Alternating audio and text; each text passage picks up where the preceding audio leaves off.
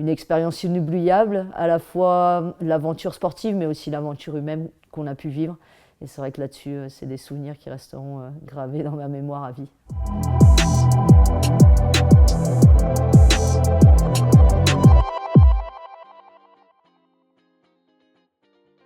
Franchement, pour moi, c'était même pas un rêve, parce que c'était pas palpable.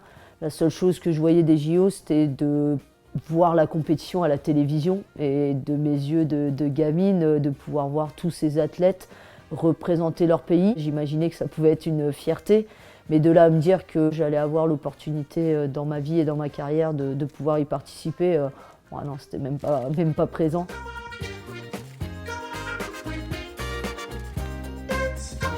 On côtoie d'autres sportifs qui nous disent que c'est quelque chose d'exceptionnel dans une carrière. Donc on a beaucoup d'excitation et de motivation à pouvoir y participer. On se prépare de la meilleure des façons parce qu'on n'a pas seulement envie d'y participer, même si c'est la devise des Jeux Olympiques. On avait envie aussi en termes d'ambition, voilà, d'afficher clairement nos ambitions et d'aller le plus loin possible aussi. Valider le ticket pour les Jeux Olympiques, une première pour l'équipe de France aussi. On a vécu de bons moments sur le terrain mais aussi en dehors.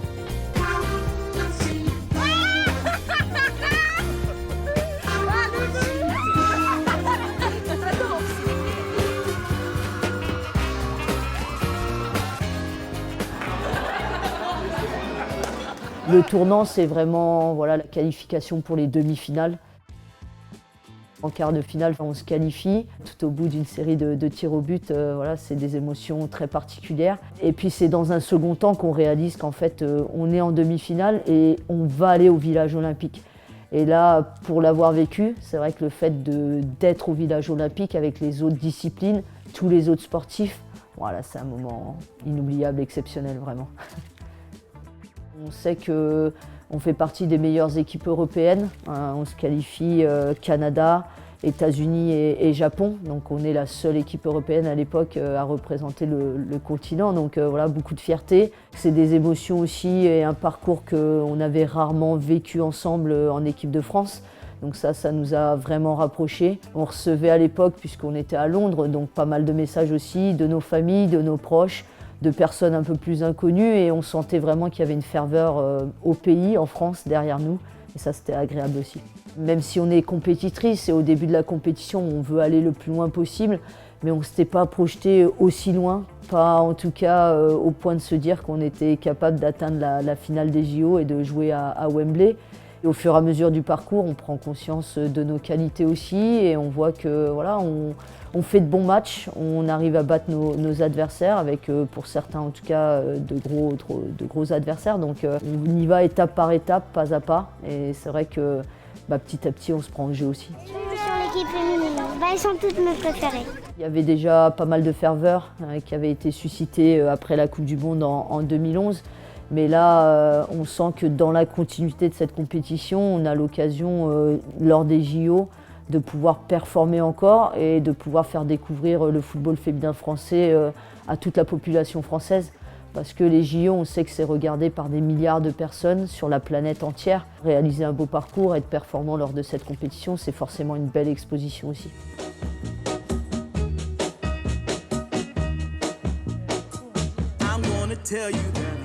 Alors, il y a les souvenirs plus spécifiques au football, les matchs qu'on dispute, les bonnes performances, le plaisir qu'on prend sur le terrain ensemble, avec une équipe de France qui était performante, à la fois en termes de résultats, mais aussi dans le contenu de nos matchs.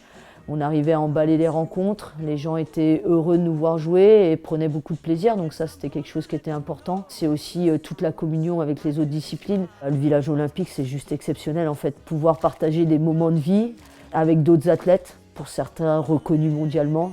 Je me rappelle à l'époque Usain Bolt, avoir la chance de le croiser au village olympique, c'était quelque chose d'exceptionnel. On a eu l'opportunité aussi de croiser tous les sportifs français, à l'époque les handballeurs qui performaient énormément. Assister aussi aux matchs de basket. Je me souviens notamment que l'équipe de France en 2012 avait fait un parcours énorme. Céline Dumerc aussi qui avait été énorme, donc de pouvoir à la fois les côtoyer, les soutenir, échanger. C'est des moments qui restent gravés voilà, dans une vie. Dans le parcours, on avait un objectif commun, c'était aller le plus loin possible dans la compétition, Décrocher une médaille aussi, c'était vraiment le souhait le plus profond de toutes les joueuses. C'est vrai que cet état d'esprit, on le ressentait. On avait chacune cette volonté, on était au service du collectif et on savait qu'ensemble, collectivement, on avait une très bonne équipe. L'humain dans le sportif, c'est quelque chose de très important et qui doit aussi rester une priorité.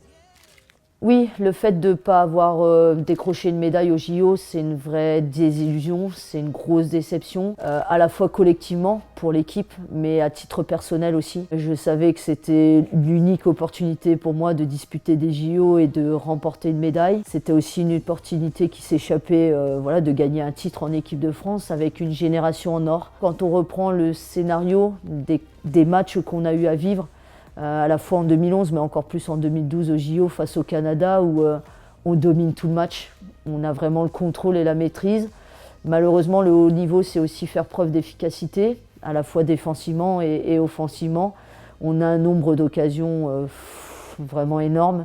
On ne concrétise pas, on ne fait pas preuve d'efficacité et derrière le Canada, voilà, toute fin de match, ils marquent quasiment sur leur seule occasion et voilà, ils nous donnent une leçon de réalisme.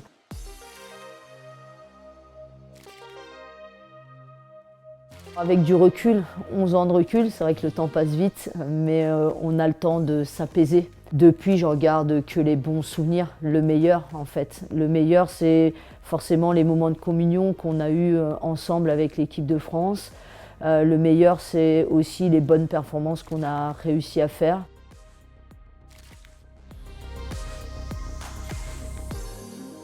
C'est des choses qui restent gravées, forcément.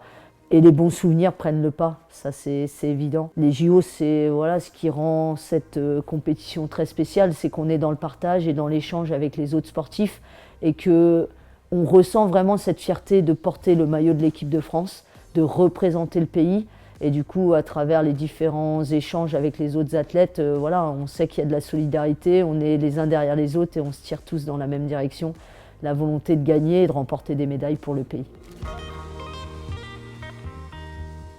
Dans quelques mois, c'est les JO, mais pas que. En fait, c'est les JO en France, à Paris. Et ça, rien que d'en parler, franchement, ça me donne la chair de poule. Parce que pour une athlète ou un athlète, avoir la chance de disputer des JO dans son pays, wow, c'est exceptionnel.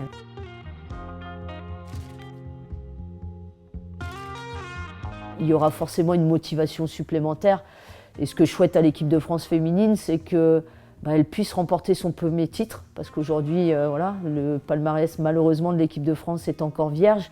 Et je pense que si elles ont l'opportunité de gagner ce titre en France, à Paris, voilà, je pense qu'elles vont vivre un truc de fou dans leur carrière. Et c'est tout le bonheur que je leur souhaite.